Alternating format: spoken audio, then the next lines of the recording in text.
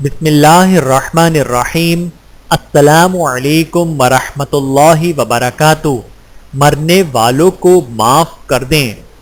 اگر آپ کا کوئی قریبی رشتہ دار، دوست یا پڑوسی یا کوئی بھی جاننے والا دنیا سے چلا جائے تو اسے سچے دل سے معاف کر دیں، چاہے اس نے آپ کی کتنی ہی دل آزاری اور حق تلفی کیوں نہ کی ہو۔ موت سے بڑھ کر اب کیا ہو سکتا ہے؟ وہ ہمیشہ کے لیے دنیا سے چلا گیا اور اب لوٹ کر کبھی نہیں آئے گا، لیکن ہو سکتا ہے کہ آپ کا معافی نامہ اسے قبر و حشر کی سزا سے بچا لے اور اس احسان کے بدلے اللہ تعالیٰ آپ کی بھی بخشش فرما دیں۔ قبر کی زندگی دیکھی جائے گی۔ ہم تمام کاموں کے لیے پیش کے اقدامات کرتے ہیں۔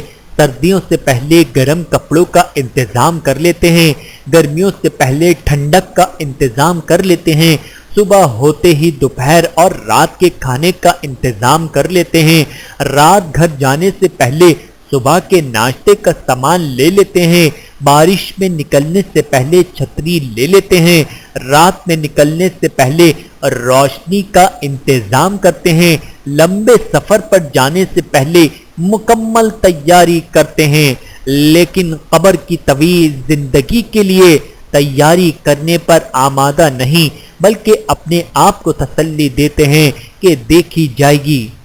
یہ وہ کمرہ عدالت ہے جہاں نہ آپ کے ساتھ کوئی وکیل ہوگا، نہ کوئی عہدہ کام آئے گا، نہ دولت ساتھ دے گی، نہ کوئی سفارش چلے گی، نہ جھوٹ کا سہارا لیا جائے گا، نہ بھاگنے کا کوئی رستہ ہوگا۔